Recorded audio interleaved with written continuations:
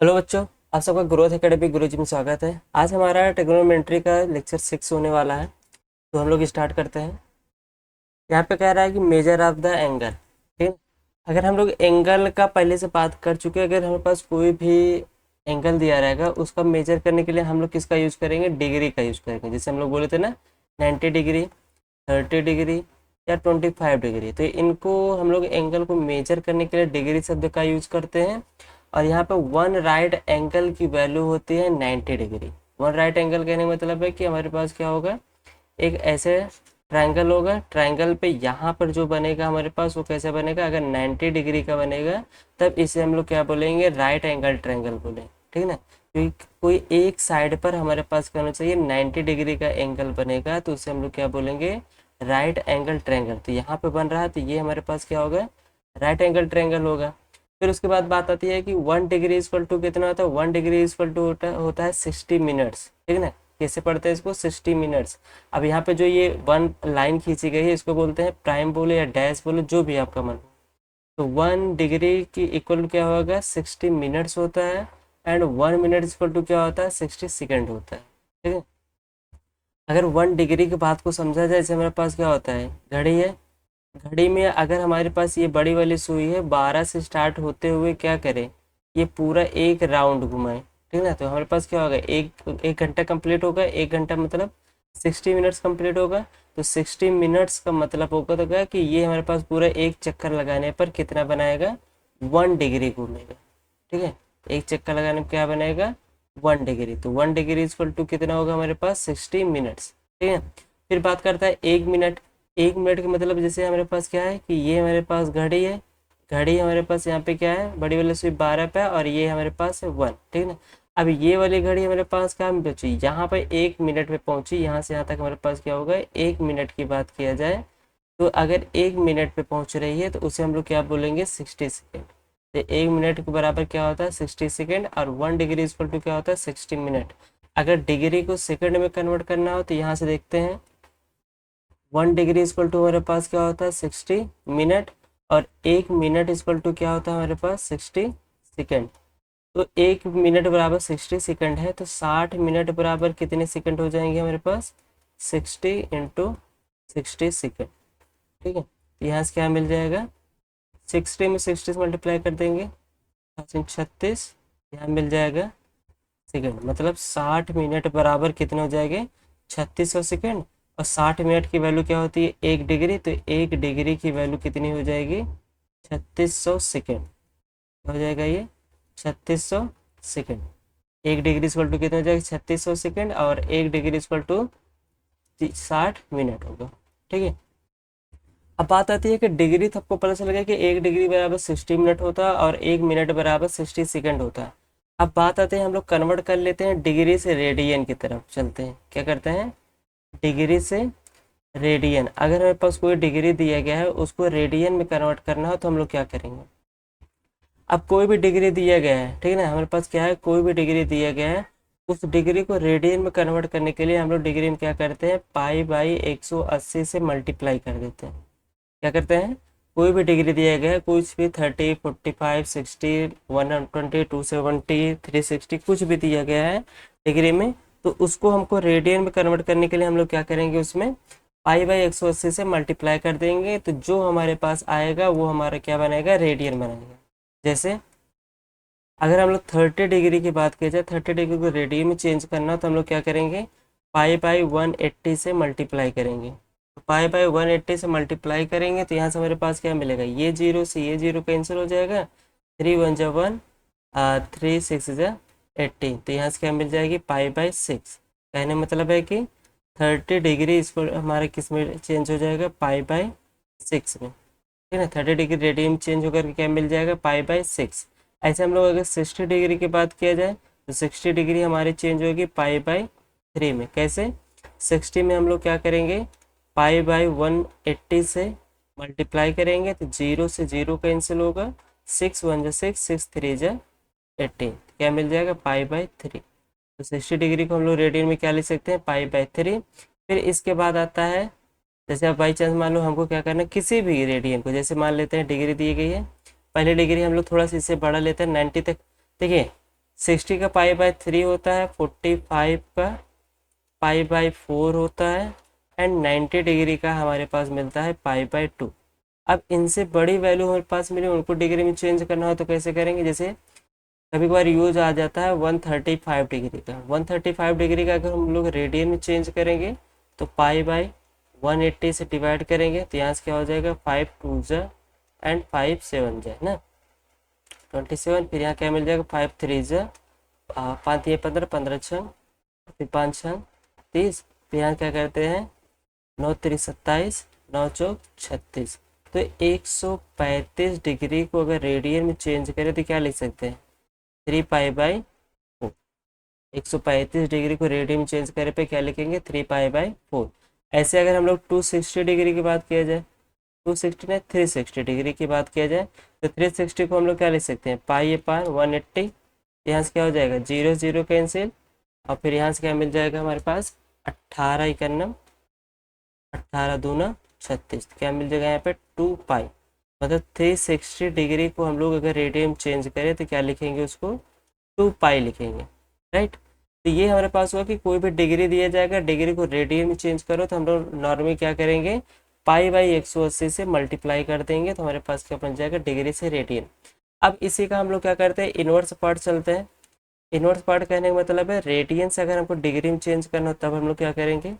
इससे radiance two degree.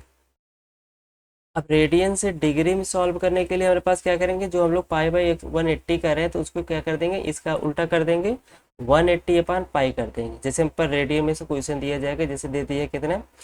3π/4 दे दिए। अब इसको रेडियन से हम पर दिया, इसको डिग्री में चेंज करना है तो क्या करेंगे? 180/π से मल्टीप्लाई करेंगे, तो पाई से पाई कैंसिल हो जाएगा। यहाँ से क्या करेंगे? 4 चौक 16, 4 पंचे 20। यहाँ से क्या मिल जाएगा? 3 × 45 इक्वल मिल जाएगा यहाँ पर कितना? 3 5 15, 3 चौक 12 13। यहाँ से मिल जाएगा 135 डिग्री। तो 3π/4 रेडियन में जो कि दिया गया, रेडियन से डिग्री में चेंज करेंगे तो हमारे पास कितना मिलेगा? 135 डिग्री, ठीक है। ऐसे बाई चांस मान लीजिए हमारे पास कुछ भी दिया जाएगा, जैसे देखिए 7π/4, इसको हम लोग क्या करेंगे? रेडियन में दिया, डिग्री में चेंज करने के लिए 180 कितना कर देंगे हम लोग यहाँ पर? पाई से मल्टीप्लाई। तो यहाँ से क्या हो जाएगा? पाई से पाई कैंसिल, ये इसको कैंसिलेशन करेंगे तो 45 टाइम्स हो जाएगा। यहाँ क्या मिल जाएगा? 7 × 45 डिग्री। तो यहाँ से मल्टीप्लाई करेंगे, 7 का 5 में करेंगे तो 35, 7 का मल्टीप्लाई 4 में करेंगे तो 28, 28 में हम लोग क्या करेंगे? 3 ऐड कर देंगे तो कितना मिल जाएगा? 31 डिग्री। तो 7π/4 को डिग्री में चेंज करेंगे तो कितना मिल जाएगा? 315 डिग्री, ठीक है। तो ये कभी बार हमारे पास क्या होता है? क्वेश्चन ऐसे मिल जाते हैं कि जो रेडियन में दिए रहते हैं, रेडियन से डिग्री में कन्वर्ट करके नॉर्मली हम लोग लगा सकते हैं, ठीक है ना। और बाई चांस हम लोग जब इनवर्स ट्रिग्नोमेट्री पढ़ेंगे तो इनवर्स ट्रिग्नोमेट्री में हमारे पास जो रेडियन में सवाल दिया रहेगा क्वेश्चन, उसको डिग्री में कन्वर्ट करके करेंगे तो आसानी से हमारा क्या हो जाएगा? वैल्यू हो जाएगी, ठीक है। तो ये हो गया मेजर ऑफ द एंगल, कि हमारे पास 1 राइट एंगल इक्वल टू कितना होता है? 90 degree, 1 degree equal to 60 minutes, and 1 minutes equal to कितना हो जाएगा? 60 सेकेंड। और फिर हम लोग क्या सीखे? डिग्री से रेडियन में कन्वर्ट के लिए π/180 से मल्टीप्लाई करेंगे, एंड रेडियन से डिग्री में चेंज करने के लिए 180/π से मल्टीप्लाई करेंगे, ठीक है। आगे बढ़ते हैं। अब हमारे पास है टाइप्स ऑफ एंगल्स। एंगल्स हमारे पास कितने टाइप्स के होते हैं? पहला एंगल आता है हमारे पास एक्यूट एंगल। एक्यूट एंगल किसे कहते हैं? कि एक्यूट एंगल मान लेते हैं कि हमारे पास एंगल थीटा है, ठीक ना। अगर थीटा हमारे पास 90 डिग्री से कम और 0 डिग्री से ज़्यादा होगा तो उसको हम लोग क्या बोलेंगे? एक्यूट एंगल बोलेंगे, ठीक है ना। कोई भी एक एंगल दिया जाए, अगर वो थीटा दिया जाए, थीटा अगर हमारे पास 0 और 90 के बीच में होगा तो ऐसे एंगल्स को हम लोग क्या बोलेंगे? एक्यूट एंगल बोलेंगे।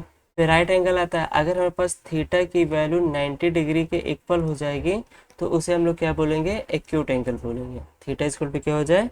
90 डिग्री हो जाएगा तो उसको हम लोग क्या बोलेंगे? एक्यूट एंगल बोलेंगे। फिर उसके बाद आती है, अगर थीटा की वैल्यू क्या हो जाए? 90 से बड़ी और 180 से छोटी, क्या हो जाए? अगर हमारे पास डिग्री जो हो 90 से बड़ी और क्या हो जाए? 180 से छोटी मिल जाए तो ऐसे एंगल को हम लोग क्या बोलते हैं? अब्यूज एंगल बोलते हैं, ठीक है ना। अब्यूज एंगल बोलेंगे, ठीक। फिर उसके बाद आता है स्ट्रेट लाइन। स्ट्रेट लाइन कहने का मतलब, अच्छा इन सबको बात कर लेते हैं। जैसे ये हमारे पास क्या है, अगर ग्राफ से समझा जाए तो ये हमारे पास क्या दिया है, एक्यूट एंगल दिया गया है। तो एक्यूट एंगल मतलब ये हमारे पास क्या है, वर्टेक्स पॉइंट है, और यहाँ पर हमारे पास क्या है, ए। मान लेते हैं ये ए लाइन है और ये बी लाइन है, और ये हमारे पास दोनों का कॉमन पॉइंट है ओ। तो ए और बी के बीच का एंगल अगर हमारे पास क्या हो, 90 डिग्री से कम होगा, 0 डिग्री से ज़्यादा होगा, तो उसे हम लोग क्या बोलेंगे, एक्यूट एंगल। राइट एंगल मतलब क्या है, ये ए वाली लाइन है और ये बी वाली लाइन है, और ये हमारे पास दोनों में कॉमन पॉइंट है। तो इनके बीच का जो हमारे पास एंगल बनेगा, अगर ये 90 डिग्री बनता है तो इसे हम लोग क्या बोलेंगे, राइट एंगल कहेंगे। फिर आता है अब्यूज एंगल। अब्यूज के एंगल का हमारे पास क्या होता है, अब्यूज एंगल का क्या होता है कि अगर ये हमारे पास ए लाइन है और ये बी लाइन है और ये क्या है हमारे पास मिड पॉइंट है, मतलब कॉमन पॉइंट है, ठीक है ना। तो अगर यहाँ पर वैल्यू हमारे पास क्या हो जाए, 90 डिग्री से ज़्यादा, या 90 डिग्री से ज़्यादा बोले, या तो बोलते हैं 90 से ज़्यादा और 180 से छोटी वैल्यू मिलेगी, तो यहाँ पर हमारे पास क्या बनेगा, दोनों लाइनों के बीच में अब्यूज एंगल बनेगा, ठीक है।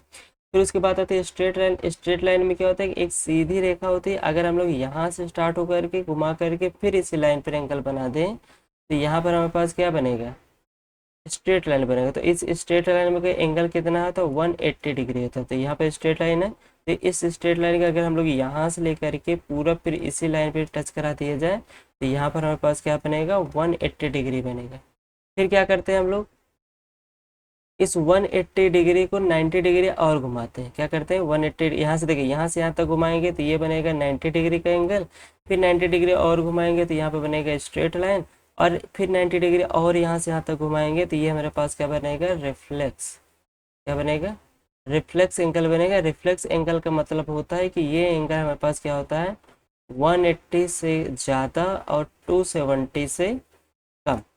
180 से ज़्यादा और 270 से कम जो एंगल बनाएगा दो लाइनों के बीच में, तो उसे हम लोग क्या बोलेंगे, रिफ्लेक्स एंगल बोलेंगे। फिर इसके बाद आती है कि रिफ्लेक्स एंगल तक पहुंचने के बाद हम लोग क्या करेंगे, इसको एक बार 90 डिग्री और घुमा देंगे, तो यहाँ पे क्या बन जाएगा, ये पूरा ओवरऑल 360 बन जाएगा। 90 ये बन जाएगा, 90 ये बन जाएगा, 90 ये और 90 ये, तो चारों 90 को हम लोग ऐड करेंगे तो कितना मिल जाएगा, 360। तो 360 एंगल मतलब है कि पूरा एक लाइन हम लोग यहाँ से स्टार्ट करके इसको घुमा करके फिर यहाँ पे लाएंगे, तो इसे बोलते हैं फुल रोटेशन। क्या बोलेंगे इसे, फुल रोटेशन या कंप्लीट एंगल बोलेंगे। तो कंप्लीट एंगल में हमारे पास जो डिग्री बनती है वो डिग्री कितनी बनती है, 360। तो इसलिए हम लोग बोलते हैं कि एक सर्कल है, उस सर्कल का हमारे पास क्या होगा, पूरा रोटेट करेगा, इस पॉइंट से स्टार्ट होगा, पूरा रोटेट होकर के फिर से उसी पॉइंट पे पहुंचेगा। तो इन सर्कल के बीच में जो एंगल बनेगा उसे हम लोग क्या बोलेंगे, 360 एंगल बनेगा। क्या बनेगा, 360। अगर रेडियन की बात किया जाए तो 2 पाई रेडियन एंगल बनेगा, ठीक है। तो एक सर्कल के अंदर कितने डिग्री का एंगल होता है, हमारे पास 360 डिग्री का एंगल होता है, जिसे हम लोग रेडियन में क्या बोलते हैं, 2 पाई बोलते हैं, ठीक है।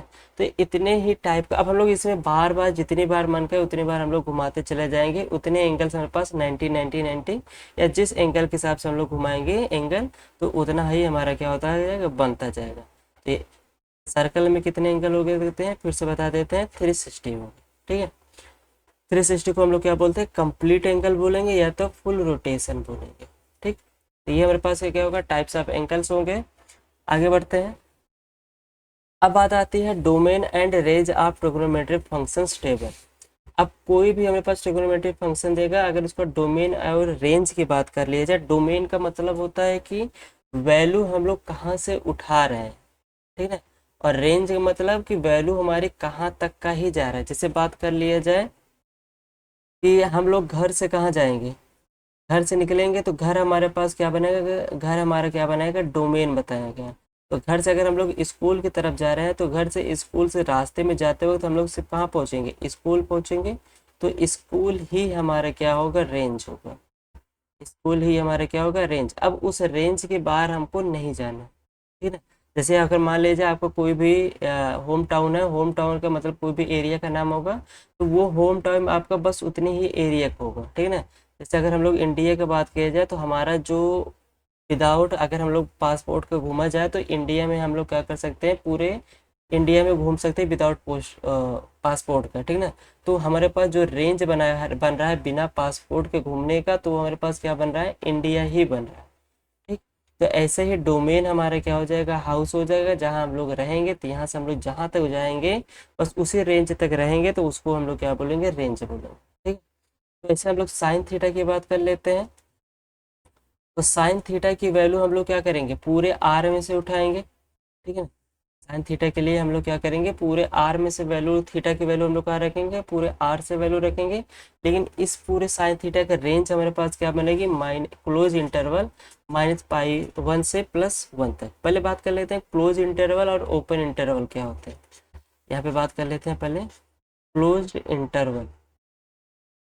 क्लोज इंटरवल उसे कहते हैं कि जैसे हमारे पास एक रियल लाइन समझते हैं, रियल लाइन पे हमारे पास कोई पॉइंट है ए और बी, दो पॉइंट है, दो एंड पॉइंट है ए और बी। अगर क्लोज इंटरवल की बात किया जाए तो क्लोज इंटरवल में जो रियल लाइन में यहाँ पे बीच में जितनी भी हमारे पास रेशनल इरेशनल या फिर जिस टाइप के भी वैल्यूज हमारे पास हैं, वो सारे वैल्यू इस इंटरवल में तो आएगी ही आएगी, साथ में ये एंड पॉइंट भी आएंगे। तो ऐसे इंटरवल को हम लोग क्या बोलते हैं, क्लोज इंटरवल बोलते हैं, ठीक है। क्लोज इंटरवल का मतलब क्या है कि इन ए और बी के बीच में जितने भी टाइप के मेरे पास नंबर्स हैं वो सारे इनसे इंटरवल में आएगा, और साथ में ये दोनों एंड पॉइंट भी आएंगे। जैसे हम लोग एक एग्जांपल की बात करें 0 और 1, तो 0 और 1 के बीच में हमारे पास गिनती कैसे होती है, 1/2, 1/3, 1/4, 1/1000, 1/लाख, या कुछ भी हो, ठीक है।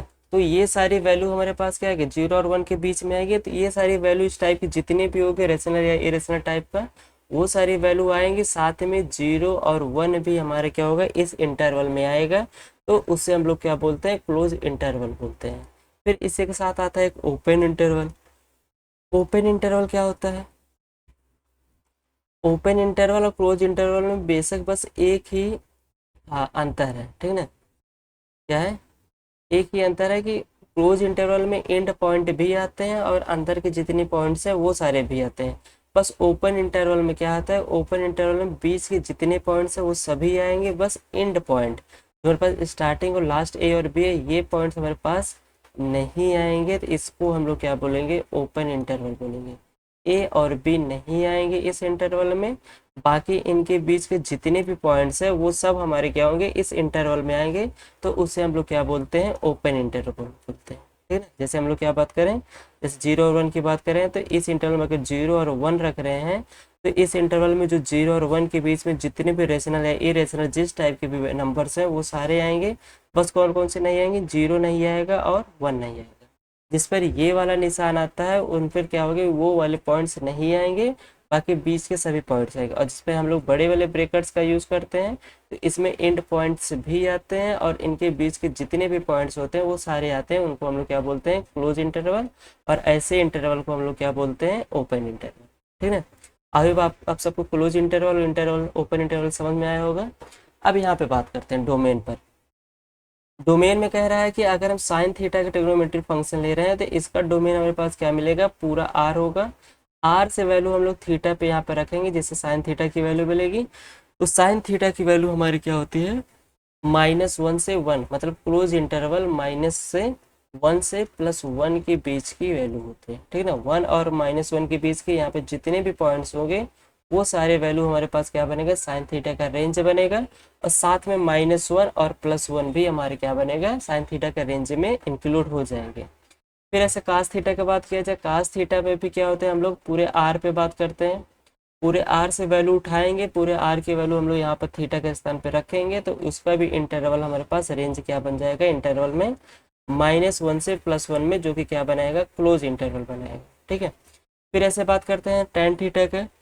टेन थीटा में हम लोग क्या करेंगे, 2n+1 π/2 को पूरे आर में से माइनस करेंगे। उसके बाद हमारे पास जितने भी वैल्यू बचते हैं उन सब का वैल्यू हम लोग थीटा पे रखेंगे।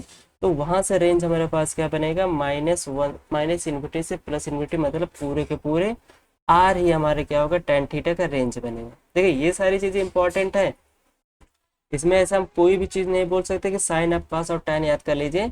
यहाँ पर 6 फंक्शन है हमारे पास, 6 फंक्शन ही हमारे पास क्या है, इंपॉर्टेंट है, ठीक है। तो साइन थीटा का जो डोमेन की बात किया जाए तो इसको हम लोग अभी समझते हैं कि यहाँ पे माइनस हम लोग क्यों कर रहे हैं सारी चीज़ में, यहाँ पर इन चार चीज़ में हम लोग माइनस कर रहे हैं बार बार। माइनस क्यों करें इसका रीजन भी समझेंगे, पहले भी समझ लेते हैं कि डोमेन और रेंज है क्या। तो टेन थीटा का अगर हम लोग डोमेन की बात किया जाए तो यहाँ पे क्या होगा, पूरे आर में से 2n+1 π/2 को हम लोग क्या करेंगे, सब्ट्रैक्ट करेंगे। उसके बाद जितने भी पॉइंट बनते हैं हम लोग यहाँ पे थीटा पे रखेंगे, जो कि टेन थीटा का डोमेन बनाएगा। टेन थीटा की वैल्यू जो हमको आंसर मिलेगी वो पूरे पूरे आर में मिलेगी, आर के बाहर से नहीं मिलेगी और ना कोई पॉइंट हमारे पास छूटे। सेम ऐसे कॉट थीटा की बात किया जाए तो कॉट थीटा में हम लोग क्या करेंगे, आर आर मतलब पूरे रियल लाइन में से हम लोग सिर्फ एन पाई को सब्ट्रैक्ट करते हैं। एन का मतलब क्या है कि एन हमारा बिलोंग्स करेगा इंटीजर से, एन हमारा कहाँ बिलोंग करेगा, इंटीजर में, ठीक है। तो एन में से हम लोग क्या करें, पूरे आर में से एन पाई को सब्ट्रैक्ट करेंगे। उसके बाद जितनी भी वैल्यू हमारे पास यहाँ पर बचेगी उन सबको हम लोग थीटा का स्थान पर रखेंगे। तो कॉट थीटा का रेंज हमारे पास क्या बनेगा, पूरा का पूरा रियल लाइन बनेगा, ठीक है ना। ऐसे सेक थीटा के लिए बात कर लिया जाए, सेक थीटा में हम लोग क्या करेंगे, पूरे आर में से 2n+1 π/2 को हम लोग सब्ट्रैक्ट करेंगे, जहाँ पर n हमारा क्या होगा, इंटीजर्स में बिलोंग करेगा। तो उसमें से सारी वैल्यू हम लोग यहाँ से सेक थीटा पे रखेंगे। सब्ट्रैक्ट करने के बाद तो उन सब का रेंज हमारे पास क्या बनेगा, -1 से +-1, माइनस इन्फिनिटी से क्या बनेगा, माइनस इन्फिनिटी से -1 क्लोज और यूनियन 1 क्लोज से इन्फिनिटी। या फिर इसको हम लोग ऐसे लिख सकते हैं, ऐसे लिख लेते हैं, माइनस इन्फिनिटी से इन्फिनिटी के बीच की जितनी भी वैल्यू है वो तो आएगी, बस इसमें से हम लोग क्या कर दें, -1 से +1 के बीच की जितनी वैल्यू है बस उनको हटा दें। कहाँ से, पूरे आर में से, पूरे आर में से क्या करते हैं हम लोग, -1 से +1 के बीच की वैल्यू को हटा दें। तो वो सब क्या बनेगा, सेक थीटा का हमारे पास रेंज बन जाएगा, ठीक है ना।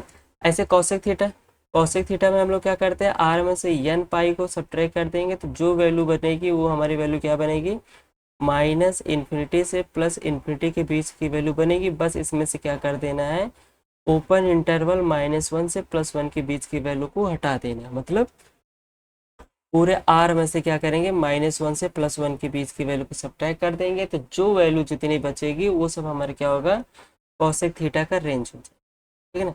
तो ये सारी वैल्यू आप सबको याद होनी चाहिए कि रेंज और डोमेन हमारा सारे भी फंक्शन का क्या क्या दिया गया है, क्या सब्ट्रैक्ट हो रहा है, कैसे सब्ट्रैक्ट हो रहा है। हम लोग बात कर लेते हैं कि बार बार हम लोग रेंज में से या डोमेन में से ये सारी चीज़ें माइनस क्यों करते हैं, ठीक है। पहला पॉइंट हम लोग देख लेते हैं कि टेन थीटा में हम लोग बार बार आर में से पूरे रियल लाइन में से 2n+1 π/2 को हम लोग सब्ट्रैक्ट करते हैं।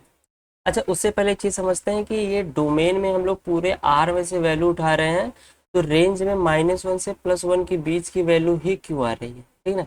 तो एक या दो को बताएंगे, उसके बाद सारी चीज़ें हमारे पास क्या बनेंगी, वैसे ही बन जाएगी।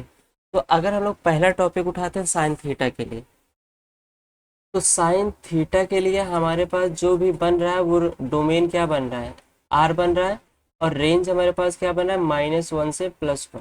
कह रहा है कि साइन थीटा की वैल्यू -1 से +1 के बीच में ही रहेगी, ना -1 से कम होगा ना 1 से ज़्यादा होगा, जो रहेगा इनके बीच में रहेगा। ऐसा क्यों हो रहा है, ऐसा इसलिए होता है क्योंकि साइन थीटा का जो हमारे पास ग्राफ बनेगा उसका बिहेवियर भी एक अलग टाइप सा होता है। कैसा होता है, ग्राफ से बात करते हैं। अगर हम लोग बात करें साइन थीटा के ग्राफ, ठीक है,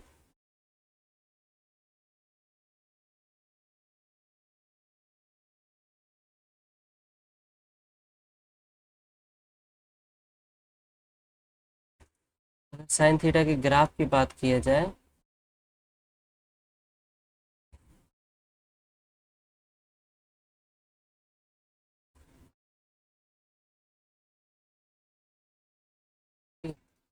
साइन थीटा का जो ग्राफ होता है वो स्टार्ट होता है जीरो से। कहाँ से स्टार्ट होगा, जीरो से स्टार्ट होगा, जो कि हमारे पास बिहेवियर कैसे करेगा, ऐसे। ग्राफ हमारी क्या होगा साइन थीटा की, यहाँ से ऐसे जाएगी, ये जाएगी, फिर ये ऐसे। साइन थीटा का ग्राफ कुछ ऐसे बिहेवियर इस साइड भी करेगा, और सेम हमारे पास बिहेवियर इसका इस साइड भी होगा, ठीक है। तो अगर हम लोग टेबल को याद रखें, ट्रिग्नोमेट्री टेबल को, तो साइन जीरो की वैल्यू क्या होती है? अच्छा, ये एक्स वाली लाइन है, ये वाली हमारे पास वाई वाली लाइन है। हम लोग पहले ही पढ़ चुके हैं, अगर हमारे पास कोई भी ग्राफ अगर एक्स वाली लाइन को कट करेगी तो उस फंक्शन के पास क्या होगा, जीरो पॉइंट्स मिलेगा उस पर, ठीक है ना, जीरोस मिलेगा। तो यहाँ पर हमारे पास क्या मिलेगा, ये जीरो मिलेगा। यहाँ पर हमारे पास क्या मिलेगा, ये वैल्यू हमारे पास क्या मिलेगी, पाई होगी। और ये वाली वैल्यू हमारे पास 2 पाई, ये वैल्यू 3 पाई, और ये वैल्यू हमारे पास क्या मिलेगी, 4 पाई। सेम काम ऐसे इधर भी होगा, ये माइनस पाई होगा, ये -2 पाई, और ये -3 पाई। ऐसे वैल्यू हमारे पास क्या होगी, राइट साइड में बढ़ती चली जाएगी और इधर हमारे पास लेफ्ट साइड में बढ़ती चली जाएगी। तो जहाँ जहाँ पर ये पॉइंट्स, ये ग्राफ का पॉइंट्स हमारे पास एक्स वाली लाइन को कट किया है, ये सभी हमारे पास क्या बनेगा, साइन के लिए जीरो का काम करेगा, ठीक है ना। जैसे हम लोग बात करते हैं ना कि साइन पाई की वैल्यू या साइन 2 पाई की वैल्यू, या निगेटिव में चले जाए साइन -पाई की वैल्यू, या -2 पाई की वैल्यू, ऐसे जितने भी हमारे पास वैल्यू होंगी उन सब की वैल्यू क्या होगी, जीरो। जैसे हम लोग बात कर चुके हैं कि साइन n पाई की वैल्यू हमेशा क्या मिलेगी, जीरो, अगर n हमारा क्या हो रहा है, इंटीजर्स में है, ठीक है ना। n हमारा कहाँ है, इंटीजर्स में है, तो साइन n पाई की वैल्यू क्या होगी, हमेशा जीरो। तो इसलिए ग्राफ में जो ये एक्स वाली लाइन को कट करे सारे पॉइंट्स ग्राफ, ये हमारे पास वैल्यू क्या मिलेगी, जीरो मिलेगी। अब यहाँ पे देखिए ग्राफ में बिहेवियर कैसे हो रहा है, ग्राफ हमारे पास ये ऊपर की तरफ जा रहा है, फिर क्या हो रहा है, नीचे की तरफ आ रहा है। तो यहाँ पर एक पॉइंट ऐसा होगा कि जहाँ पर ग्राफ के क्या होगा, हाईएस्ट वैल्यू मिलेगी, ठीक है ना। उस पॉइंट के बाद हमारे पास क्या होगा, ग्राफ नीचे की तरफ आएगा। तो यहाँ पर जहाँ पर इसकी हाईएस्ट वैल्यू मिल रही है, यही वैल्यू हमारे पास क्या होती है, 1 होती है। यही वैल्यू हमारे पास क्या होगी, 1। और ये वैल्यू साइन में 1 कब देता है, जब थीटा की वैल्यू क्या होती है, पाई/2, ठीक है। फिर अब ग्राफ देखिए ये नीचे तरफ आएगा, यहाँ पर जीरो मिलेगा, तो ग्राफ जीरो से और नीचे आएगा, नीचे आएगा, यहाँ पर पहुंचेगा। यहाँ पर क्या होगा, एक पॉइंट ऐसा मिलेगा, यहाँ से लाइन ग्राफ की क्या होगी, ग्राफ हमारे ऊपर तरफ जाएगी, क्या होगा, 1 से नीचे तरफ आएगा, पाई में पहुंचेगा, पाई से नीचे आएगा, तो एक पॉइंट यहाँ पर मिलेगा। यहाँ पर ऐसा एक पॉइंट होगा जो कि यहाँ से ग्राफ का बिहेवियर क्या हो जाएगा, फिर ऊपर की तरफ जाना चालू होगा, ठीक है। तो यहाँ जहाँ से ग्राफ हमारे नीचे से ऊपर की ओर जाना स्टार्ट होता है, वहां पर इसकी वैल्यू क्या होती है, -1 होती है। वहां पर इसकी वैल्यू क्या होगी, -1। ये वैल्यू हमारे पास क्या होगी, यहाँ से देखते हैं, -1 होगी। ये वैल्यू हमारे पास क्या होगी, -1। तो -1 हमारे पास कहाँ मिलता है, जब x की वैल्यू हमारे पास क्या हो, माइनस, सॉरी हम लोग क्या कर दी, यहाँ पर आ गए ना, यहाँ पे बात नहीं करना था, इसकी वैल्यू हम लोग बात करते हैं यहाँ पर, क्योंकि माइनस वाला पार्ट यहाँ पर होगा। तो ये वैल्यू हमारे पास क्या बनाएगी, -1, ठीक है। ये वैल्यू हमारे पास क्या होगी, यहाँ पर -1 होगी।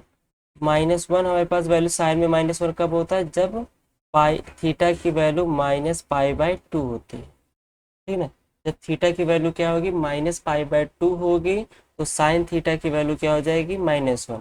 तो यही सेम चीज़ें हमारी क्या होगी, ऐसे सीधे आगे अगर इसको लाइन को बढ़ाया जाए तो ये सीधी एक लाइन में जाएगी, ठीक है।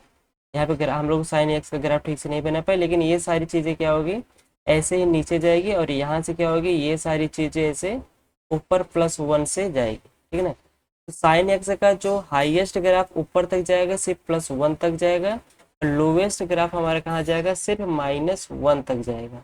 तो इसीलिए बोला जाता है कि साइन एक्स का जो रेंज होगा वो +1 से क्या होगा, +1 से -1 के बीच में होता है, ठीक है ना। इसलिए बोले अब वैल्यू हमारे पास क्या होगी, पूरा ये एक्स वाली लाइन क्या है, रियल लाइन। इस रियल लाइन पे सारी वैल्यू हम लोग रख रहे हैं, पाई/2 पाई/2 3 पाई/4, कुछ भी रखेंगे, पाई/4 कुछ भी रखेंगे, पूरे आर पे रखेंगे। आर की वैल्यू का जो यहाँ पे देख रहे हैं, साइन एक्स का ग्राफ देख रहे हैं, साइन एक्स ग्राफ हाईएस्ट ऊपर कहाँ तक जाएगा, +1 तक जाएगा। और लोवेस्ट की बात किया जाए तो साइन एक्स का ग्राफ हमारे पास क्या जाएगा, लोवेस्ट जाएगा -1 तक। इसलिए बोला जाता है कि साइन एक्स का ग्राफ क्या होगा, +1 से और -1 तक, ठीक है। आई होप आप सबको समझ में, ग्राफ आप सब क्या करिएगा, साइन एक्स का ग्राफ एक बार सही से, एक होता है ऐप एसमॉस, डिसमॉस ऐप है, इसको आप लोग क्या करें, इंस्टॉल करके वहाँ पे साइन एक्स का ग्राफ देखेंगे तो साइन एक्स का ग्राफ का बिहेवियर कुछ ऐसे ही होता है, ऊपर नीचे ऊपर नीचे ऊपर नीचे। ऊपर हाईएस्ट कहाँ तक जाएगा, +1 तक जाएगा, और नीचे कहाँ तक जाएगा, -1 तक जाएगा। इसलिए साइन एक्स का मेरे पास जो रेंज बनता है वो -1 से +1 के बीच का ही बनता है। तो अगर साइन एक्स का सबसे मैक्सिमम वैल्यू पूछा जाए तो हम लोग 1 का नाम लेंगे, सबसे मिनिमम वैल्यू पूछा जाए तो -1 का नाम लेंगे। ठीक है, तो ये हो गया साइन एक्स। अगर आप ऐसे अगर हम लोग बात कर ले कॉस एक्स के लिए, ठीक है, अगर कॉस एक्स को देखा जाए तो कॉस एक्स का जो हमारे पास ग्राफ बनेगा, ये वही लाइन चीज़ें हम लोग करते हैं। ये हो गया ऐसे,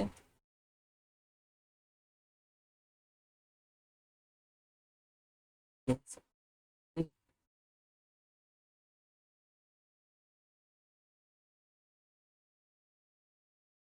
अच्छा, हमारे पास यहाँ फंक्शन दिया गया है। अब यहाँ पर हम लोग क्या करते हैं, साइन एक्स का ग्राफ ट्राई करते हैं। ठीक, ये रहा साइन, और ये रहा हमारे पास ये। अगर साइन एक्स का ग्राफ हम लोग पता करा जाए, साइन एक्स ग्राफ देखिए, ये साइन एक्स ग्राफ ऐसे दिया गया है। इसको थोड़ा सा जूम करते हैं। यहाँ पर अगर हम लोग, यहाँ पर हाईएस्ट वैल्यू दी गई है, यहाँ पर अगर हम लोग चेक करेंगे तो यहाँ पर हमारे पास क्या है, देखिए साइन एक्स ग्राफ ऐसे जा रहा है, साइन एक्स का ये ग्राफ हो जाएगा। अब देखिए यहाँ पर देखिए, अगर यहाँ पर देखा जाए तो ये साइन एक्स का ये वाला पॉइंट जो हमारे पास बन रहा है यहाँ पर, ये पॉइंट सिर्फ 1 तक ही जा रहा है, ठीक है ना। और लोवेस्ट वाली वैल्यू देखा जाए तो लोवेस्ट वाली वैल्यू पर हमारे पास क्या बनेगा, यहाँ पर ये वाली लोवेस्ट वैल्यू कहाँ तक जा रही है, सिर्फ -1 तक जा रही है। तो साइन एक्स का जो हाईएस्ट वैल्यू जाएगा वो +1 तक जाएगा, और लोवेस्ट वैल्यू कहाँ तक जाएगा, -1 तक जाएगा। इसलिए बोला जाता है साइन एक्स का जो रेंज होगा +1 से -1 तक ही जाएगा, और इसके नीचे नहीं रहेगा। और बाकी देखा जाए साइन एक्स का ग्राफ हमारे पास कैसे बना, बिहेवियर ऐसे ही दिया गया है, ऊपर नीचे। ना तो -1 के नीचे ये जाएगा, ना तो +1 के ये कभी ऊपर जाएगा। तो पूरे रियल लाइन पे, पूरे आर पे वैल्यू हमारे पास क्या होगी, -1 से +1 से -1 के बीच में ही होगी। ऐसे अगर हम लोग बात कर लिए जाए कॉस एक्स के लिए, तो जो कॉस एक्स का ग्राफ बनेगा कुछ ऐसे बनेगा। ठीक है, कॉस एक्स का ये हमारे पास क्या हो गया, कॉस एक्स का ग्राफ। तो कॉस एक्स का ग्राफ हमारे पास स्टार्ट कहाँ से हो रहा है, ये दिखा देते हैं। कॉस एक्स का ग्राफ कहाँ से स्टार्ट हो रहा है, 1 से, ठीक है ना। स्टार्ट 1 से हो रहा है, और ये जा कहाँ रहा है, सिर्फ हाईएस्ट कहाँ तक जा रहा है, यहाँ तक, -1 तक। कॉस एक्स का ग्राफ हमारे पास स्टार्ट कहाँ से हो रहा है, 1 से। हाईएस्ट वैल्यू 1 है, और लोवेस्ट वैल्यू क्या देखा जाए, लोवेस्ट वैल्यू हमारे पास यहाँ पे क्या है, ठीक है, लोवेस्ट वैल्यू हमारे पास क्या है, -1। हाईएस्ट वैल्यू +1 दी गई है, और लोवेस्ट वैल्यू हमारे पास क्या दी गई है, -1। तो साइन एक्स का ग्राफ का बिहेवियर हमारे पास क्या बनेगा, ऐसे बनेगा। ड्रॉ करके दिखाते हैं। यहाँ पर हमारे पास क्या दिया है, साइन एक्स है ना। तो sine x, sorry cos x, हम लोग क्या कर रहे हैं, कॉस एक्स की जो वैल्यू होती है डोमेन, वो आर से स्टार्ट होती है, आर से होती है, और -1 से क्लोज इंटरवल +1 तक होती है, ठीक है ना। साइन एक्स का हमारे पास जो स्टार्ट होगा कहाँ से होगा, +1 से वैल्यू स्टार्ट होगी, और ये सिर्फ कहाँ तक जाएगी, -1 तक जाएगी पूरे आर में। तो ग्राफ इसका ऐसे जाएगा, यहाँ से क्या होगा, ये ऐसे जाएगा।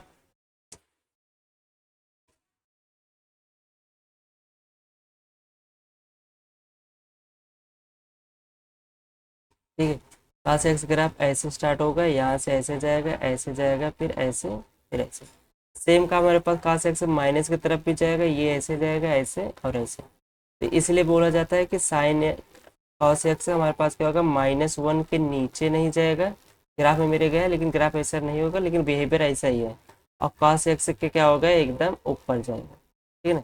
अब देखो ये वैल्यू जहाँ जहाँ पे कट कर रही है एक्स अक्ष को, एक्स वाले एक्सिस को, तो वहाँ पे वैल्यू हमारे पास क्या होगी, माइनस में होगी, सॉरी जीरो होगा। वहाँ पे वैल्यू हमारे पास क्या होगी, जीरो होगी। जीरो कहाँ कहाँ पे होती है, ये हमारे पास वैल्यू यहाँ पे कट कर रही है, एक यहाँ पे कट कर रही है, दूसरा यहाँ पे कट कर रही है।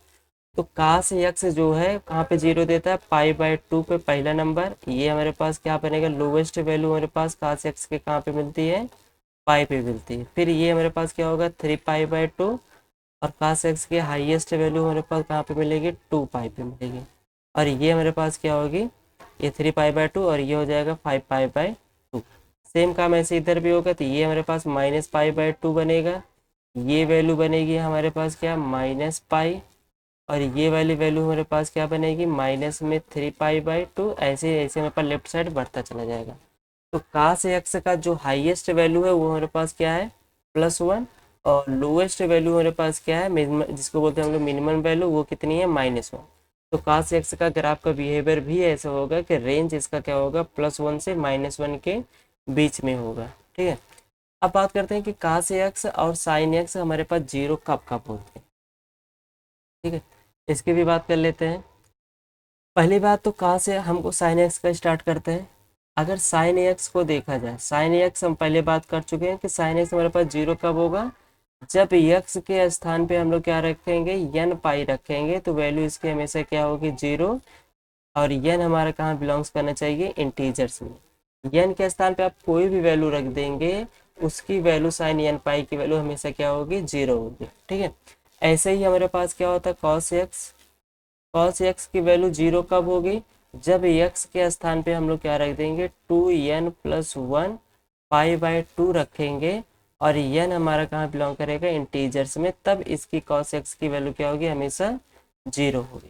ठीक है, तो cos x की वैल्यू हमेशा क्या होगी 0 होगी, और साइन की वैल्यू हमेशा 0 कब होगी, जब साइन x के स्थान पे क्या होगा n π। जैसे हम लोग बात करते हैं साइन π बोले, या साइन -π बोले, या साइन 2π बोले, चाहे प्लस में बोले चाहे माइनस बोले, सब की वैल्यू हमारे पास क्या मिलेगी 0। ऐसे इधर बात किया जाए x के स्थान पहले n के स्थान पे हम लोग 0 रखेंगे तो क्या मिलेगा cos π/2 मिलेगा, n के स्थान पे 1 रखेंगे क्या मिल जाएगा cos 3π/2 मिल जाएगा, x के स्थान पे 2 रखेंगे क्या मिल जाएगा cos 5π/2 मिल जाएगा। ऐसे जितने भी n की वैल्यू हम लोग प्लस या माइनस मिलेंगे, उन सब के लिए वैल्यू हमारे पास ये क्या मिलेगी 0 मिलेगी। किसके लिए cos x के लिए। तो इसीलिए हम लोग बार बार क्या कर रहे हैं कि tan x में जो डोमेन चूज कर रहे हैं वो क्या कर रहे हैं r में से हम लोग क्या करते हैं 2n+1 π/2 को माइनस कर देते हैं, जिससे हमारे पास रेंज क्या बनता है पूरा का पूरा r बनता है। हम लोग बात कर चुके हैं ना कि tan x का हमारे पास क्या करें 2n+1 π/2 हटाएंगे तो पूरा रेंज हमारे पास क्या बनेगा पूरा r बनेगा, माइनस मतलब -∞ से +∞ बनेगा। तो हम लोग इसको माइनस क्यों कर रहे हैं, क्योंकि tan x को हमको पता कैसे लिख सकते हैं sin x/cos x।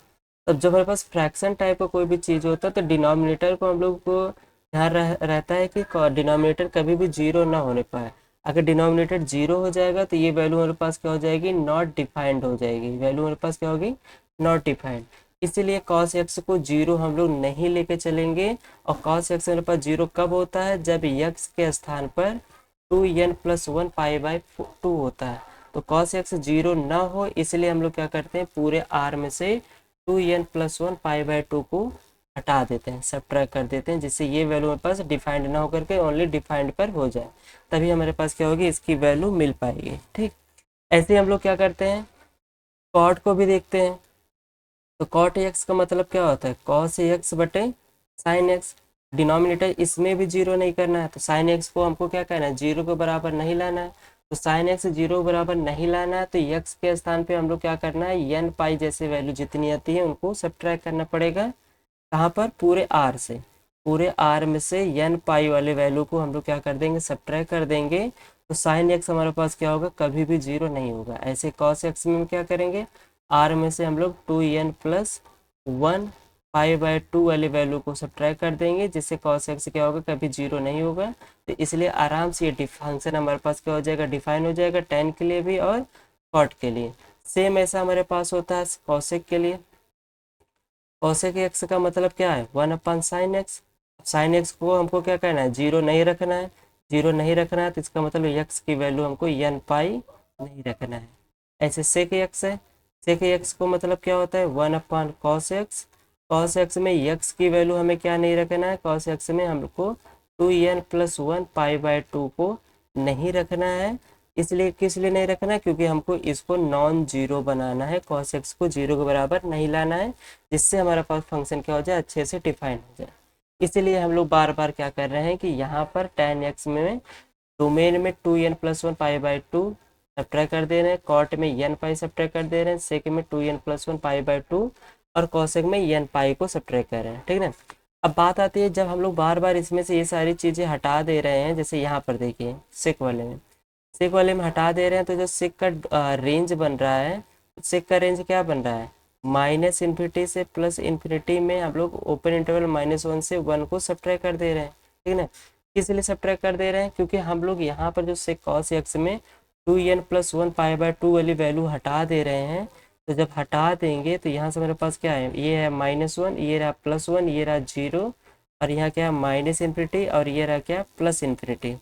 तो यहाँ से यहाँ की वैल्यू जब हम लोग क्या करेंगे, इसमें से 2n+1 पाई बाय 2 को हटाएंगे, तो इनका जो वैल्यू आता है वो सिर्फ इनके बीच में ही लाई करता है।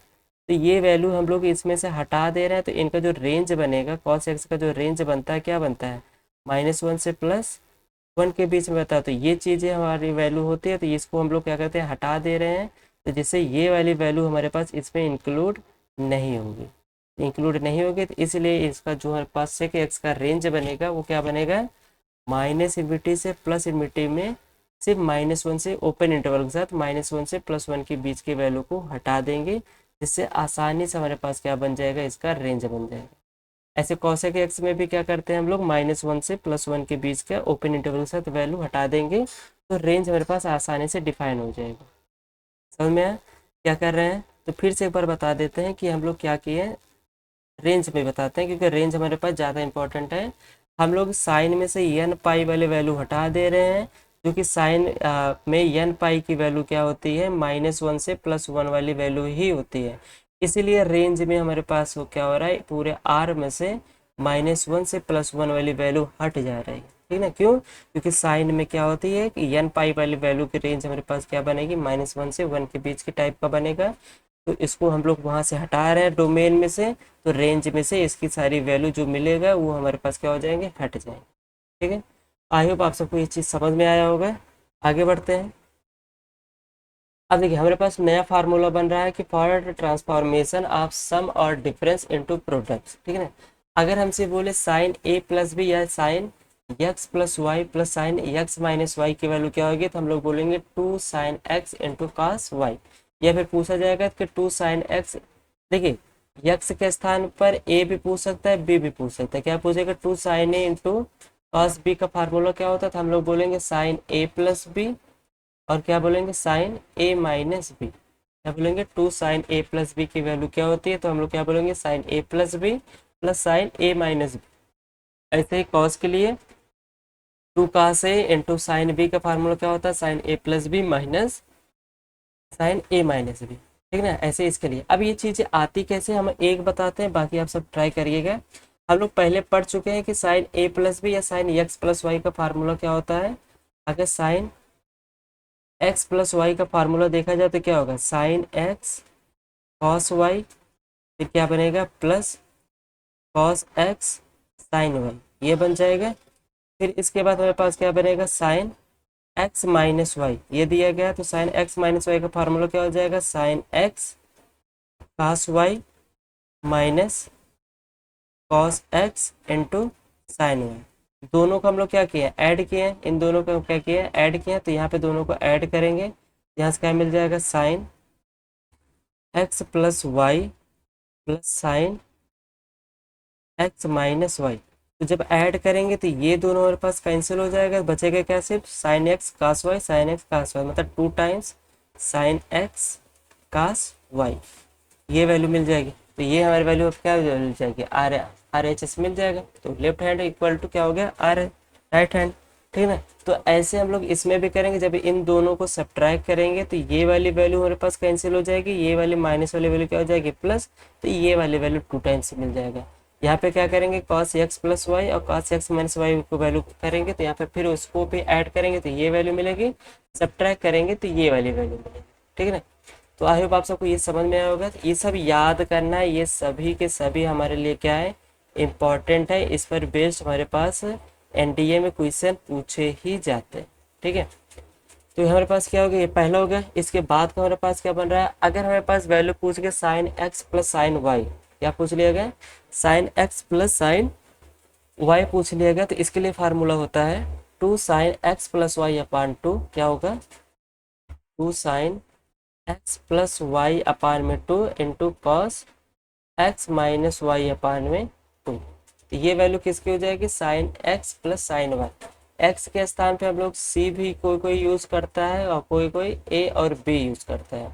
तो sine c plus sine d पूछा जाएगा तो बोलेंगे two sine c plus d upon two cos c minus d upon two. ऐसे sine x minus sine y बराबर क्या हो जाएगा, two cos x plus y upon two sine x minus y upon two. Cos x plus cos y बराबर क्या मिल जाएगा, two cos x plus y upon two cos x minus y upon two. ऐसे cos x minus cos y बराबर क्या मिल जाएगा, two sine x plus y upon two sine x y minus x upon में two. ये सभी भी हमारे लिए क्या है, इंपॉर्टेंट है, इन पे बेस्ड हमारे पास क्वेश्चन मिलते हैं। ठीक है, तो ये हमारे पास इतना फार्मूला और मिल गया। अब लोग आगे देखते हैं। नेक्स्ट में कह रहा है कि हाफ एंगल आइडेंटिटीज क्या होती है। अगर साइन ए अपान टू की वैल्यू पूछा जाए तो क्या होगा, प्लस माइनस रूट के अंदर क्या हो जाएगा, प्लस माइनस रूट के अंदर यहाँ से मेरे पास मिल जाएगा वैल्यू वन माइनस कॉस ए अपार में क्या मिल जाएगा, टू। क्या मिल जाएगा, प्लस माइनस रूट के अंदर one minus cos a upon में टू। ये चीज़ मिला कैसे, इसको भी देख लेते हैं। एक बताते हैं, बाकी सारी चीज़ आप सब लगा सकते हैं। दिया गया है कॉस ए, हम लोग पहले फार्मूला पढ़ चुके हैं कि कॉस ए की वैल्यू क्या होगी, one minus two sine square ए अपान टू। ये होती है कॉस ए की वैल्यू, क्योंकि हम लोग पढ़ चुके हैं कि कॉस टू ए की वैल्यू क्या होती है, one minus two sine square a होती है। अगर एंगल्स में हम लोग क्या कर दे, हाफ कर देंगे तो क्या हो जाएगा, जो टू था वो ए हो जाएगा, जो ए था वो क्या हो जाएगा, ए अपान टू। तो कॉस ए की वैल्यू क्या मिल जाएगी, one minus two sine square ए अपान टू। हम लोग हाफ एंगल के बारे में बात करें इसलिए हम लोग क्या करें, हाफ कर रहे हैं। ठीक, तो अब हमको वैल्यू किसकी चाहिए, साइन ए अपान टू का। तो इस वाले पार्ट को इधर भेज देते हैं, कॉस वाले पार्ट को इधर भेज देते हैं। क्या मिल जाएगा, टू साइन स्क्वायर ए अपान टू इक्वल मिल जाएगा वन माइनस कॉस ए। ठीक है, टू को इधर भेजेंगे तो यहाँ से क्या मिल जाएगा, sine square A upon two equal one minus cos a upon में टू। तो बोथ साइड हम लोग स्क्वायर रूट करेंगे, तो स्क्वायर रूट करेंगे तो यहाँ से क्या मिल जाएगा, sine a upon two equal plus minus root, root के अंदर क्या मिल जाएगा, one minus cos a upon में कितना, टू। तो यही हमारे पास वैल्यू मिल जाएगी। तो इसको भी हम लोग क्या कर सकते हैं, कॉस वाले यहाँ पे फार्मूला लगा लेंगे। क्या होता है, cos A equal to two cos square A upon two. तो इसको भी हम लोग शिफ्ट करके ऐसे निकालेंगे। सेम tan के लिए भी होता है, tan के लिए भी हम लोग क्या करेंगे, ऐसे आराम से सॉल्व कर सकते हैं। ठीक है ना, तो ये हमारे पास क्या होगा, हाफ एंगल आइडेंटिटीज होगा, जो कि हमारे पास ये भी इंपॉर्टेंट बन के आता है। इस पर भी क्वेश्चंस हमारे बनते ही बनते। ठीक है, तो ये हमारे पास हाफ एंगल फार्मूला हो गया tan के लिए, cos के लिए और sin के लिए। ठीक है,